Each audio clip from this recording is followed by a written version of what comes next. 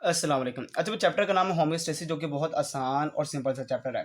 Introduction class से पहले मैं बता दूँ एनवायरनमेंट क्या है। हर वो चीज़ जो बनाती है आपके सराउंडिंग को और अफ़ेक्ट करती है आपकी एबिलिटी को, आप उस चीज़ को, उस सराउंडिंग को नाम देते हैं देखो एनवायरनमेंट है। एनवायरनमेंट के 2 टाइप्स हैं, एक है outside of organism external environment, और जो विदिन एन ऑर्गेनिज़्म है अंदर वाला, दैट कॉल्ड इंटरनल एनवायरनमेंट है।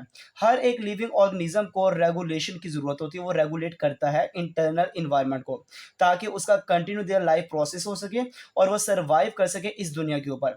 इस रेगुलेशन के लिए एक टर्म यूज हुई है जिसका नाम होमियोस्टेसिस है, जो कि सबसे पहले फिजियोलॉजिस्ट वाल्टर कैनन ने 1932 को सबसे पहले यूज किया था, एक फेमस बुक के अंदर जिसका नाम विजडम ऑफ द लाइफ है। और इस टर्म को हमने सबसे पहले डिराइव किया था ग्रीक वर्ड से, जिसका होम्यो का लफ्जी मतलब सिमिलर है और स्टेसिस का लफ्जी मतलब क्या, स्टेट ऑफ स्टेबिलिटी है। इस पूरे यूनिट में हमने ये सारे टॉपिक पढ़ने हैं। चले स्टार्ट करते हैं, होमियोस्टेसिस है क्या चीज़ है। होम्योस्टेसिस एक ऐसी एबिलिटी है ऑर्गेनिज्म की जो मेंटेन करती है स्टेबल इंटरनल स्टेट को, मेरे बच्चे, जो कि persist despite change in the outside environment. Outside environment में जो भी चेंज होता जाए, पर इंटरनल इन्वायरमेंट को मेंटेन करने की जो खासियत है, एबिलिटी है ऑर्गेनिज्म के अंदर, उसको नाम देते हैं देयर को होम्योस्टेसिस है। भला आउटसाइड इन्वायरमेंट में कुछ भी चेंज आ जाए, इंटरनल इन्वायरमेंट को मेंटेन करने की जो एबिलिटी है, आप उसको होम्योस्टेसिस का नाम देते हैं। होम्योस्टेसिस को फर्दर डिवाइड कर दिया कंपोनेंट्स के अंदर, एक का ऑस्मो रेगुलेशन, एक्सीलेशन और थर्मो रेगुलेशन। अगर मैं कहता हूँ ऑस्मो रेगुलेशन क्या है, तो मेंटेन करना वाटर और डिसॉल्व सल्यूट को नियरली कांस्टेंट स्टेट, तो कांस्टेंट स्टेट के अंदर वाटर और सल्यूट को मेंटेन करने को ऑस्मो रेगुलेशन कहते हैं। और रिमूव करना मेटाबॉलिक वेस्ट को बॉडी के अंदर से, दे आर कॉल्ड ऑक्सीडेशन है। पर वो मेटाबॉलिक वेस्ट कौन सा होना चाहिए, नाइट्रोजीनस वेस्ट होना चाहिए। और अगर मेंटेन किया जाए कांस्टेंट बॉडी टेम्परेचर को, they are called thermoregulation. और इन तीनों को मिलाओ तो दे आर कॉल्ड होम्योस्टेसिस है। मैं आपको आज समझाता हूँ मैकेनिज्म ऑफ होम्योस्टेसिस के लिहाज से। आपको पता होना चाहिए कि जो इंटरनल चेंजेबल फैक्टर है, जो आपकी बॉडी के अंदर जो चेंज होते रहते हैं इंटरनल चेंजेबल फैक्टर, उनमें नाम आ जाता है सल्यूट, वाटर और टेम्परेचर। ये तीन चीज़ें हैं जो आपकी बॉडी के अंदर चेंज होते रहते हैं, कभी ज़्यादा कभी कम। आप इन तीनों को नाम देते हैं वेरिएबल। ये सारे के सारे जो वेरिएबल है, ये इन्फ्लुएंस्ड होते हैं बाय एक्सटर्नल एनवायरमेंटल चेंज। जब बाय का एनवायरमेंट चेंज होता है, तो ये सारे के सारे वेरिएबल की जो अमाउंट है, वो भी चेंज होना स्टार्ट हो जाती है। इन वेरिएबल्स का जो आपकी बॉडी के अंदर नॉर्मल या आइडियल वैल्यू है ना, इंटरनल एनवायरनमेंट के अंदर, आप उसको सेट पॉइंट का नाम देते हैं। और आप इसको सेट पॉइंट कह लें या स्टोर्ड इन मेमोरी का नाम दे सकते हैं। तो इसका मतलब हमारी बॉडी के अंदर सबसे मेन जो चीज़ें आती हैं वो वेरिएबल है, जिसमें सल्यूट, वाटर, टेम्परेचर आता है। इनको हमने ऊपर नीचे होने से रोकना है, इनको हमने हमेशा एक आइडियल नॉर्मल वैल्यू पर रखना है। और इसको रखने के लिए हमारे पास क्या मौजूद है, होम्योस्टेसिस है। हमने 3 कंपोनेंट्स को आगे फर्दर डिवाइड कर दिया होम्योस्टेसिस को, एक होता है रिसेप्टर, एक होता है कंट्रोल सेंटर, और एक आगे आएगा इफेक्टर। रिसेप्टर क्या है, हमारी बॉडी के अंदर कंट्रोल सिस्टम का एक ये ऐसा पार्ट है, कंट्रोल सिस्टम कह रहा हूँ, कंट्रोल सेंटर नहीं कह रहा, कंट्रोल सिस्टम का एक ऐसा पार्ट है जो डिटेक्ट करता है द चेंज को, जिसको आप स्टिमुलस कहते हैं। तो किसी भी चेंज को डिटेक्ट करने का जिसकी जिम्मेदारी, उसको रिसेप्टर का नाम देते हैं। वो चेंज हो सकता है एक्सटर्नल भी, वो चेंज हो सकता है इंटरनल भी। आप ऐसी चीज को नाम देते हैं स्टिमुलस, और डिटेक्ट करने वाले का नाम क्या, देयर कॉल्ड रिसेप्टर है।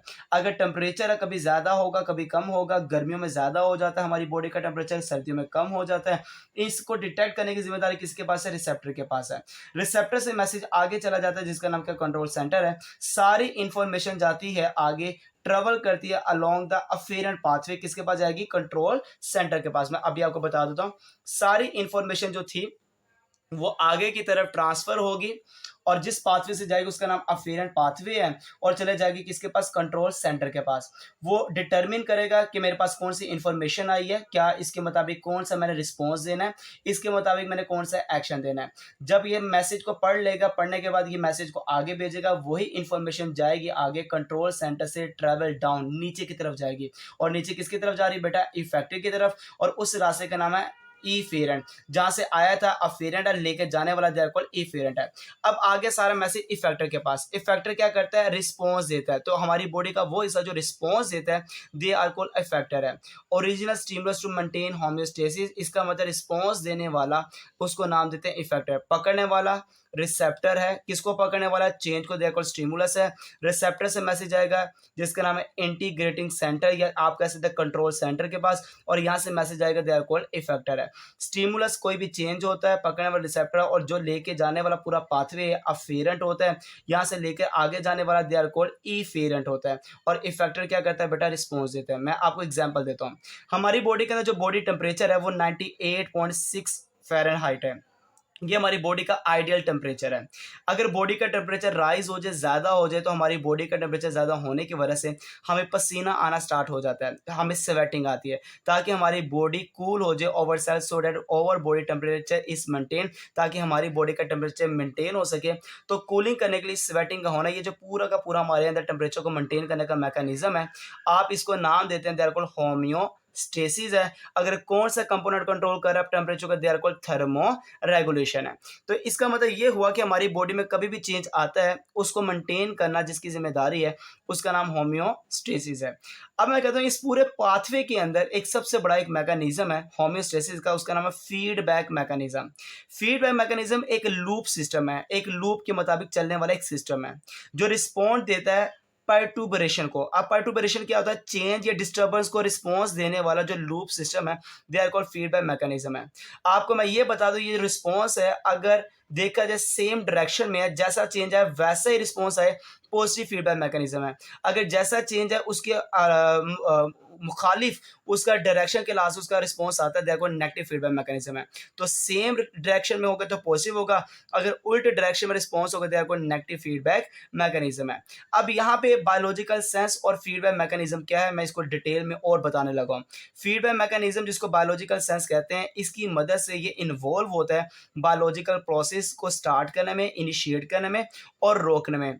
Inhibit the production of any product, किसी भी प्रोडक्ट को बनाना और इसको रोकना, ये हमारी बॉडी के अंदर जिसकी जिम्मेदारी है, they are called feedback mechanism है। मैं आपको अगेन बता रहा हूँ, हमारी बॉडी के अंदर कोई भी चीज़ की प्रोडक्शन जो सी है उसको रोकना और उसको स्टॉप करना जिसकी जिम्मेदारी है, उसका नाम क्या, फीडबैक मैकेनिज्म। ये आपको हर लेवल पे नजर आता है, भला वो सेल लेवल हो, भला वो टिश्यू लेवल हो, भला वो ऑर्गन लेवल हो, ये हर लेवल पे आपको नजर आता है, जिसका नाम है फीडबैक मैकेनिज्म। मैं आपको थोड़ी सी एग्जांपल बता के टॉपिक की तरफ आगे निकलता हूं। एक हमारे पास नेगेटिव फीडबैक मैकेनिज्म और एक है पॉजिटिव फीडबैक मैकेनिज्म। समझिए जरा, आपने कोई आइसक्रीम खाई, आइसक्रीम खाने के बाद ये सारा कुछ वही लिखा हुआ है, जो कुछ मैं बताऊंगा ये सारा डिटेल में वही लिखा होगा। आपने आइसक्रीम खाई तो आपकी बॉडी के अंदर शुगर लेवल ज़्यादा हो गया। जब शुगर लेवल ज़्यादा हो गया तो फ़ौरन पेनक्रियाज के अंदर से इंसुलिन रिलीज होना स्टार्ट हो गई। जब इंसुलिन निकलना स्टार्ट हुई, वो लिवर के पास गई, उसने इस ग्लूकोज को कन्वर्ट करना शुरू कर दिया और स्टोर करना शुरू कर दिया, और इस ग्लूकोज का लेवल क्या हो गया, कम हो गया। इसका मतलब क्या हुआ कि नेगेटिव फीडबैक मैकेनिज्म है ग्लूकोज का ज़्यादा होना और उसके खिलाफ क्या हो, ग्लूकोज को कम करना। ऐसा मैकेनिज्म का नाम क्या है, फीडबैक मैकेनिज्म है। अगर आपकी बॉडी के अंदर लो ब्लड शुगर होगी, अगर ग्लूकोज का लेवल कम होगा, तो पेनक्रियाज से एक हार्मोन निकला जिसका नाम ग्लूकागोन है। वो ग्लूकागोन जाएगा लीवर के पास और लीवर को जाके कहेगा ग्लूकोज को प्रोड्यूस करना स्टार्ट कर दो। तो जितनी ग्लूकोज स्टोर्ड होगी उसको जाके बाहर निकालना स्टार्ट कर देगा, ग्लाइकोजन को कन्वर्ट करना स्टार्ट कर देगा और ग्लूकोज का लेवल क्या कर देगा, राइज कर देगा। तो इसका मतलब यहाँ पे क्या था, लो ब्लड शुगर लेवल से हमारा ब्लड शुगर लेवल ज़्यादा होना स्टार्ट हो गया। पहले क्या था, लो, अब हो रहा है ज़्यादा। एक दूसरे के ऑपोजिट रिस्पॉन्स है, दे आर को नेगेटिव फीडबैक मैकेनिज्म है। अब हमने समझना है पॉजिटिव फीडबैक मैकेनिज्म को, तो हमारा इंट्रोडक्शन कंप्लीट हो जाएगा, जिसका नाम क्या है, होम्योस्टेसिस का। पॉजिटिव में क्या, जो रिस्पॉन्स होगा या जो चेंज होगा उसी के मुताबिक रिस्पॉन्स होगा। जब बच्चा पैदा होने लगता है तो फीमेल के अंदर जो यूट्राइन है वो कॉन्ट्रैक्शन होती है और बच्चे को बाई की तरफ धकेला जाता है, अगेंस्ट द सर्विक्स बाई की तरफ धकेला जाता है। अब यहाँ पे देखो यूट्राइन की कॉन्ट्रैक्शन हो रही है, जैसे कॉन्ट्रैक्शन होगी फौरन मेरे बच्चे आगे जैसे प्रेशर बनेगा तो सेंसरी नर्व सेंड करेगी इंपल्स को ब्रेन की तरफ, एक मैसेज आएगा ब्रेन की तरफ और वो जाके कहेगा कि पिट्यूटरी ग्लैंड, ये ग्लैंड है जहाँ से हार्मोन रिलीज को, जिसका नाम ऑक्सीटोसिन है। जब ऑक्सीटोसिन निकलेगा तो वो क्या करेगा, यूट्राइन कॉन्ट्रैक्शन को और ज्यादा करवाएगा। पहले कॉन्ट्रैक्शन हो रही थी, ब्रेन ने मैसेज दिया और ऑक्सीटोसिन निकला और कंट्रैक्शन होना स्टार्ट हो गई, आप इसको पॉजिटिव फीडबैक मैकेनिज्म का नाम देते हैं। ये नेगेटिव फीडबैक लिहाज से ये ऑपोजिट है। मैं बता दूं कि पॉजिटिव फीडबैक मैकेनिज्म ये आउटपुट इन्हांस करता है, जो चेंज आता है उसको ज़्यादा करता है। ओरिजिनल स्टिमुलस के लिहाज से ये आउटपुट को इन्हांस करता है, आप इसको पॉजिटिव फीडबैक मैकेनिज्म का नाम देते हैं। ये हमारी बॉडी में सबसे ज़्यादा, सबसे कम रेयर पाया जाता है। ये ओनली टेक प्लेस होता है इन इमरजेंसी सिचुएशन में, जिसका नाम क्या है, पॉजिटिव फीडबैक मैकेनिज्म। ये जितना कुछ मैंने बताया, ये सारी डिटेल यहाँ पे मैंने लिखी है, या आप कह रहे हैं कि बुक के अंदर ये लिखी पड़ी है। ओस्मो रेगुलेशन क्या है, अब समझिएगा। ओस्मो रेगुलेशन किसको कहते हैं? ओस्मो रेगुलेशन एक प्रोसेस है जिसमें मेंटेन किया जाता है वाटर और सॉल्यूट को मेंटेन किया जाता है। वाटर और सॉल्यूट को मेंटेन करना बॉडी के अंदर कांस्टेंट या नियरली कांस्टेंट स्टेट के ऊपर दिया गया ओस्मो रेगुलेशन है। ये एक इतना इंपॉर्टेंट मैकेनिज्म है जिसकी मदद से मेंटेन होता है हमारी बॉडी के अंदर मिनरल्स भी, वाटर भी, कंटेंट ऑफ सेल, और इवन इसी पानी की मदद से मेंटेन होता है शेप और साइज ऑफ सेल भी। तो सेल का साइज और शेप भी मेंटेन होता है, और बॉडी के अंदर जो सेल्स है उसके अंदर मिनरल्स और वाटर को भी मेंटेन किया जाता है, जिस मैकेनिज्म की मदद से वो होम्योस्टेसिस का कंपोनेंट है, जिसका नाम क्या, ओस्मो रेगुलेशन है। ओस्मो रेगुलेशन के लासे पूरी दुनिया में दो तरह के जानदार है, एक है ओस्मो रेगुलेटर और एक है ओस्मो कन्फॉर्मर। ओस्मो रेगुलेटर वो जानदार है जिनको जरूरत है वो मेंटेन करते हैं कांस्टेंट इंटरनल ऑस्मोटिक इन्वायरमेंट को। अपनी बॉडी का इन्वायरमेंट जो पानी के लिहाज से ऑस्मोटिक इन्वायरमेंट को कांस्टेंट रखने में जो मेंटेन करते हैं, ऐसे एनिमल्स को नाम देते हैं osmo regulator. In spite of change in its external environment, बाहर का इन्वायरमेंट में ज्यादा पानी हो या कम पानी हो उसको कोई फिक्र नहीं है, उसने बाहर के लिहाज से अपना अंदर का ऑस्मोटिक एनवायरनमेंट को मेंटेन करना कांस्टेंट लेवल पर। ऐसे पूरी दुनिया में जो जानदार हैं, आप इसको ओस्मो रेगुलेटर का नाम देते हैं। ये जो ऑर्गेनिज्म है, ये आपको हाइपोटोनिक में भी नजर आएंगे और हाइपरटोनिक में भी। ये आगे टर्म यूज होगी। हाइपो का मतलब जहां पे पानी ज्यादा होता है, हाइपर का मतलब जहां पे पानी कम होता है, नमकियात ज्यादा होती है। अगर जहाँ पे पानी ज्यादा है वहां पे भी आपको नजर आते हैं, जहाँ पे पानी कम है आपको वहां पे भी नजर आते हैं, क्योंकि ये जानदार अपने इंटरनल इन्वायरमेंट को मेंटेन करने की खासियत रखते हैं। इसलिए ये जानदार आपको दुनिया की हर नुक्कड़ में नजर आएंगे, भला वो हाइपरटोनिक है, भला वो हाइपोटोनिक है। ऐसे ऑर्गेनिज्म आपको लिव करते नजर आते हैं हर जगह पे, ऑल टाइप्स ऑफ इन्वायरमेंट, हर दुनिया की हर इन्वायरमेंट में नजर आते हैं, भला वो फ्रेश वाटर हो, मरीन हो, या जमीन के ऊपर हो, लैंड के ऊपर हो। कुछ जानदार ऐसे हैं जिनको नाम दिया जाता है, they are called osmoregulator. अब ओस्मो कन्फॉर्मर कौन से हैं? ओस्मो कन्फॉर्मर ऐसे ऑर्गेनिज्म है जिनका बॉडी फ्लूइड हमेशा ओस्मोटिक बैलेंस रहता है, मतलब अंदर का एनवायरनमेंट हमेशा बैलेंस रहता है विद देयर एक्सटर्नल एनवायरनमेंट। अपने एनवायरनमेंट क्लास से हमेशा अंदर का एनवायरनमेंट बैलेंस रहता है, आप इसको ओस्मो कन्फॉर्मर का नाम देते हैं। इनका जो आयोनिक कंपोजिशन है may be different from that of external environment. इनका अंदर का जो आयोनिक कंपोजिशन है वो डिफरेंट भी हो सकती है बाहर के लिहाज से, पर ये अपने इंटरनल एनवायरनमेंट हमेशा आइसोटोनिक रखते हैं टू द एक्सटर्नल एनवायरनमेंट। बाहर का एनवायरनमेंट जैसा मर्जी हो, जैसा भी हो, जिस तरह मर्जी हो, ये उसके मुताबिक हमेशा आइसोटोनिक रहते हैं, इनको कोई ज़रूरत नहीं है, ये अपने आप को रेगुलेट नहीं करते, ये ओस्मो कन्फॉर्मर कहलाते हैं। ये आपको सिर्फ और सिर्फ नजर आते हैं मरीन के अंदर, जिसमें एग्जाम्पल आ जाते हैं इनवर्टिब्रेट्स जो कि मरीन के हैं, जिनमें रीढ़ की हड्डी नहीं है। ओस्मो रेगुलेटर वो जानदार है जिनको बड़ी प्रॉब्लम फेस करना पड़ती है। मिसाल दे रहा हूँ, हाइपोटोनिक इन्वायरमेंट, ये वो इन्वायरमेंट है जहाँ पे काफ़ी ज़्यादा पानी मौजूद है। हाइपोटोनिक मीडियम में अगर रहते हैं तो क्या होगा, एंडो ओस्मोसिस। अगर इस इन्वायरमेंट में रहते हैं तो एंडो ओस्मोसिस होगी, पानी अंदर की तरफ आएगा। तो सबसे बड़ी प्रॉब्लम क्या है कि इनके पास पानी काफ़ी ज़्यादा मौजूद होता है, इन्होंने एलिमिनेट करना है एक्सेस ऑफ वाटर, पानी को बॉडी से निकालना है, क्योंकि किस इन्वायरमेंट रहते हैं, हाइपोटोनिक मीडियम के अंदर। कुछ जानदार जो ओस्मो रेगुलेटर है वो रहते हैं हाइपरटोनिक मीडियम में, जहां नमकियात बहुत ज्यादा है, पानी बहुत कम है, जहां पे इनको क्या करना पड़ती है, एक्स ओस्मोसिस। एक्स ओस्मोसिस का मतलब ये होता है कि इनको कंटिन्यूसली टेक वाटर करना पड़ता है, अपने बॉडी के अंदर पानी को लेकर आना पड़ता है, क्योंकि पानी बॉडी से निकलता रहता है, निकलता रहता है। इनको पानी को हमेशा टेकअप करना पड़ता है, क्योंकि ये कहाँ पे रहते हैं, हाइपरटोनिक एनवायरनमेंट, जहां पर पानी काफ़ी कम होता है। तो जितने मरीन एनिमल्स हैं जो आपको पता है समुद्र में रहने वाले हैं, इनके पास एक्सेस ऑफ सोल्ट्स है, पानी तो हो ही ना हो, नमकियात काफ़ी ज़्यादा होता है बॉडी के अंदर। इस वजह से इनकी बॉडी के अंदर पानी के साथ साथ नमकियात भी आता रहता है। इनको चाहिए कि गेट राइट करें एक्स्ट्रा सोल्ट, जितना भी अजाफी नमकियात होगा इन्होंने निकालना है। इस प्रॉब्लम्स की वजह से आज पूरी दुनिया में हमने डिफरेंट ग्रुप्स बना दिए एनिमल्स के जो कि उनसे ओस्मो रेगुलेटर हैं। सबसे पहले हम पढ़ते हैं फ्रेश वाटर एनिमल्स। ये बड़े बड़े इंपॉर्टेंट टॉपिक्स हैं। फ्रेश वाटर इन्वायरमेंट आपको पता है हाइपोटोनिक है, मतलब पानी काफ़ी ज़्यादा मौजूद है। तो ऐसे एनिमल्स को सबसे बड़ी प्रॉब्लम क्या है, इनके पास काफ़ी ज़्यादा पानी है, एक्सेस ऑफ वाटर है। इस ज़्यादा पानी होने की वजह से इन्होंने इस अजाफी पानी को बाहर निकालना है। तो ये एनिमल्स क्या करते हैं, continuously excrete large volume of dilute urine. ये डिल्यूट यूरिन करते हैं, अपना यूरिन बनाते रहते हैं, और वो भी कौन सा डिल्यूट यूरिन जिसमें पानी काफ़ी ज़्यादा होता है, और यूरिन की मदद से सारा पानी बाहर निकालते रहते हैं। ये किडनी रीअब्जॉर्ब कर लेती है सॉल्ट्स को, जो नमकियात होते हैं वो बॉडी से नहीं निकलना चाहिए, इससे वो रीअब्जॉर्ब करते हैं जितना रिक्वायरमेंट होती है किसको, बॉडी को। इवन रिमूव करते हैं सॉल्ट्स को, कुछ एक्स्ट्रा सॉल्ट्स आ जाते हैं उनको बाहर निकाल देते हैं आयंस की फॉर्म में। और जब ये आयंस की फॉर्म में बाहर निकालते हैं तो अपने अंदर के इन्वायरमेंट को लेस हाइपरटोनिक बना देते हैं। जब लेस हाइपरटोनिक बना देते हैं तो पानी अंदर से बाहर और बाहर से अंदर नहीं आता, इसलिए एक्स्ट्रा सॉल्ट को निकालते हैं किस फॉर्म में, आयंस की फॉर्म में। और जो आयंस के रिमूव करने वाले सेल्स हैं उनका नाम आयोनोसाइट्स हैं, जो मौजूद होते हैं, लोकेटेड होते हैं एम्फीबियन स्किन में और गिल्स ऑफ फिशेस के अंदर। कुछ एनिमल्स लाइक प्रोटिस्ट हैं जो फ्रेश वाटर में रहते हैं, इनके पास कॉन्ट्रैक्टाइल वैक्यूल होता है, और जो कंट्रैक्टाइल वैक्यूल है ये स्टोर और रिमूव करता है किसको, एक्स्ट्रा वाटर को। मेरे पास जो अगला ग्रुप आ रहा है बेटा उसका नाम है मरीन एनिमल्स। अब जो मरीन एनिमल्स हैं इनको सबसे बड़ा सामना जो करना पड़ता है वो है हाई सोल्ट कंसंट्रेशन। नमकियात बहुत ज़्यादा होती है समंदर के अंदर। तो ये एनिमल जो लिव करते हैं इस इन्वायरमेंट के अंदर, इनको सबसे बड़ी जो प्रॉब्लम आती है वो है पानी की कमी, शॉर्टेज होना, और सॉल्ट का काफ़ी ज़्यादा होना। इस वजह से इनके पास आपको नज़र आती हैं कुछ अडेप्टेशन, और वो अडेप्टेशन क्या है, जैसे मिसाल दे रहा हूँ। इनके पास सबसे पहले अडेप्टेशन ये है कि जो बोनी फिशेज़ हैं ये काफ़ी ज़्यादा पानी पीती हैं ताकि जो पानी लॉस हो रहा है उसका कंपनसेट हो सके। कुछ मरीन फिशेज़ हैं जिनके पास रेक्टल ग्लैंड होता है जो कि रेक्टम के पास होता है, और इस ग्लैंड का काम है स्टोर भी करना और रिमूव करना है एक्स्ट्रा सोल्ट को अलोंग विद फीसिस। तो पखाने के साथ बाकी जो नमकियात है, अज़ाफ़ी नमकियात, उसको बाहर निकाल देते हैं। इनके पास क्या होता है, रेक्टल ग्लैंड।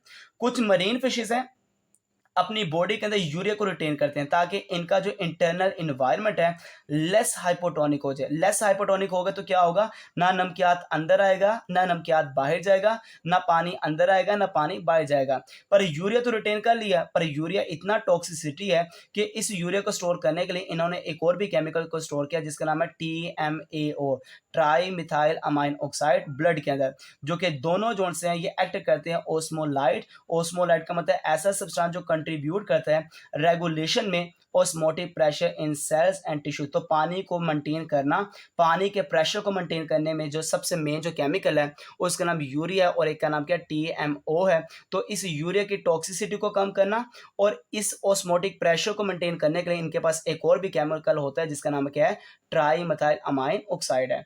इसी तरह मरीन में जो आपको मछली नजर आती हैं वो सोल्ट को एक्सक्रीट करती हैं गिल से भी और यूरिन से भी, और इवन के इवन इन्होंने अपनी बॉडी के अंदर low molecular weight organic compound रखा होता है जो इन्फ्लुएंस करता है प्रॉपर्टीज ऑफ बायोलॉजिकल फ्लूइड के अंदर, जिसका नाम है अमाइनो एसिड और यूरिया। ये काफ़ी लो मॉलिक्यूलर वेट है जो कि बायोलॉजिकल फ्लूइड के अंदर इनकी प्रॉपर्टीज को क्या करते हैं, ये इन्फ्लुएंस करते हैं। मेरे पास जो टॉपिक है इस मरीन के बाद उसका नाम क्या है, ट्रस्टियल एनिमल्स। ट्रस्टियल एनिमल्स दुनिया में सबसे इंपॉर्टेंट एनिमल्स हैं।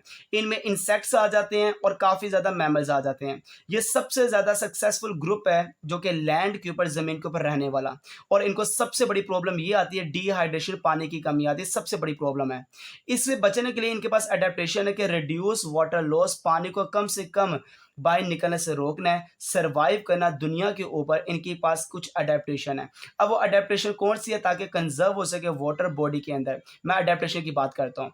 कीड़े मकोड़े जितने भी इंसेक्ट्स हैं इनके पास वैक्सी एक्सोस्केलेटन है। जो वैक्सी एक्सोस्केलेटन है ये इनके पास होता है ताकि पानी कम से कम बाहर रिलीज हो। ये एक्सक्रीट करते हैं नाइट्रोजनस वेस्ट को, और उस नाइट्रोजनस वेस्ट का नाम क्या है, यूरिक एसिड। उसको नाम देते हैं, they are called a uric acid है। यहाँ पे जो इंसेक्ट्स होते हैं ये ज़्यादातर होते हैं नॉकटर्नल, रात को निकलते, सुबह निकलते नहीं है, और इनके जो अंडे होते हैं वो भी इम्परमिएबल मेम्ब्रेन के ऊपर कवर होते हैं ताकि प्रिवेंट हो सके वाटर लॉस, पानी की मकदार कम से कम बाहर निकल सके। ज़्यादातर जो मैमल्स हैं, जो ट्रस्टियल मैमल्स हैं, ये आपको नज़र आते हैं उस जगह पर जहाँ पे काफ़ी ज़्यादा छाँव होती है। ये इनके पास डेड केराटिनाइज वाटर रेजिस्टेंट सेल्स भी होते हैं जो कि स्किन को बनाते हैं, और स्किन जो होते हैं डेड केराटिनाइज वाटर रेजिस्टिंग सेल जो जिससे मिलकर बनती है, इसकी वजह से पानी कम से कम बाय लॉस होता है।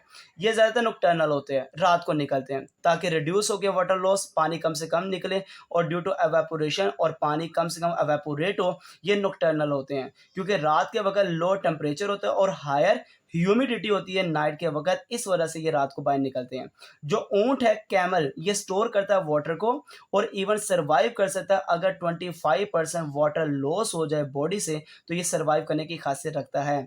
सारे मैमल्स के अंदर डेवलप है एक एबिलिटी जिसका नाम है एनहाइड्रोबायोसिस, मतलब कि पानी को मेंटेन करने की खासियत हर एक जानदार में डिफरेंट है। जो लाइफ विदाउट वाटर है, आप इसको नाम देते हैं दे आर कॉल्ड एनहाइड्रोबायोसिस। मैं एक एग्जांपल देता हूँ, ट्रेडिग्रेड। ट्रेडिग्रेड एक इनवर्टिब्रेट है। तो कुछ ऐसे एनिमल्स हैं जो फीड करते हैं कार्बोहाइड्रेट, ये कार्बोहाइड्रेट खाते हैं ताकि प्रोड्यूस हो सके लार्ज अमाउंट ऑफ वाटर, ज़्यादा से ज़्यादा पानी बन सके, जो कि मेटाबॉलिज्म से बनता है। और मेटाबॉलिज्म किसकी, मेरे बच्चे, जिसका नाम क्या बेटा, कार्बोहाइड्रेट। तो कार्बोहाइड्रेट को खाते हैं ताकि ज़्यादा से ज़्यादा पानी प्रोड्यूस हो, जो कि मेटाबॉलिज्म प्रोसेस से बनता है।